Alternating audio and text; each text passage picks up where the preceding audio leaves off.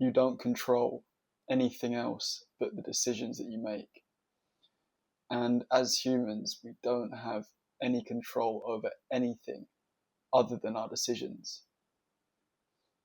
We can control our breath, as that's the only autonomous function in our human body that we can actually control. We can't control our heart.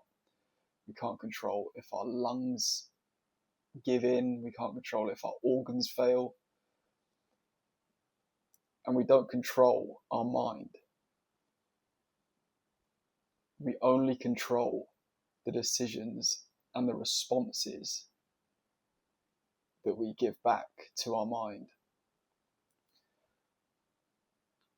And everything in the world is trying to influence your decisions. And if you're on autopilot thinking that your decisions are just these passive things that you make each day, then you're very wrong. Decisions are portals, and you've got to treat them as such.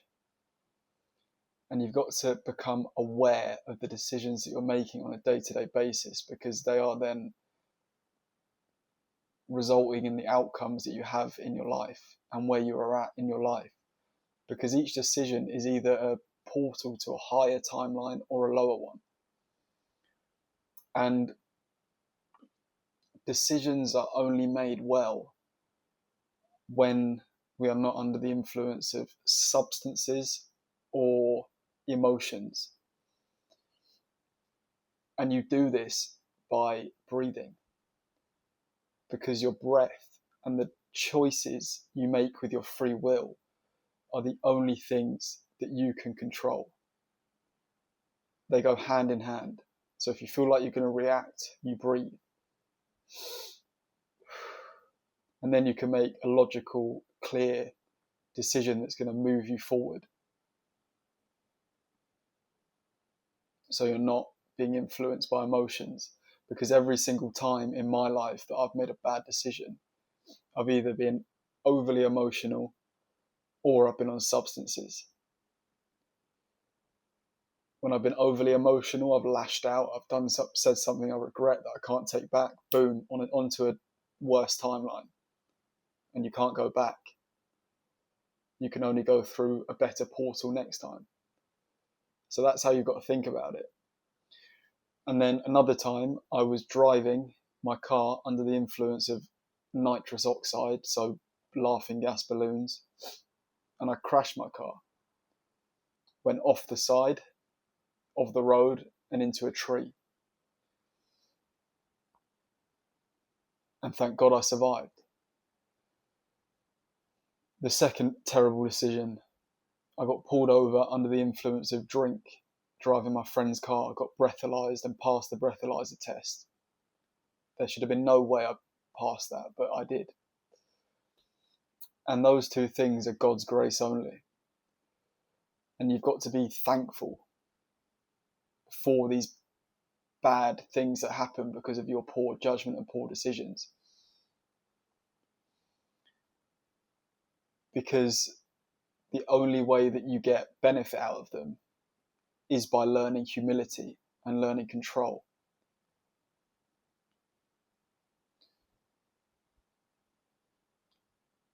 Because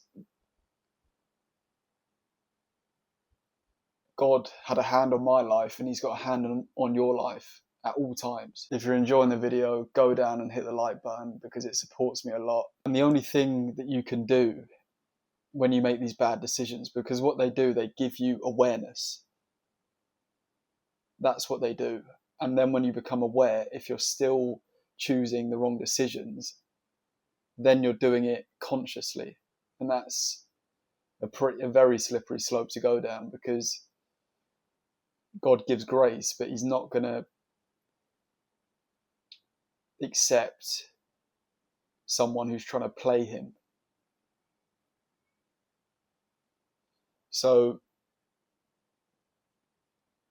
accepting that awareness as a gift and then moving forward with it to improve your life and make better decisions in the long run is how you then make God proud.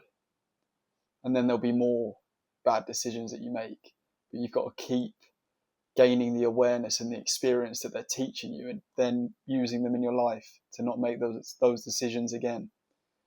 Because everything in this world is trying to influence your decision, and everyone around you is trying to influence your decisions, whether they realize it or whether you realize it or not. So everything is trying to influence your decisions, because it's the only thing that God gave you 100% control over, is your free will. And I know you've made some horrible decisions in your life, but you can't have regrets if they've taught you humility and control and to be a better person. God is always navigating. He's always navigating the unseen and the uncontrollable. And the only time that Peter sank when he was walking on water was when he took his eyes off of Jesus. He forgot his faith. And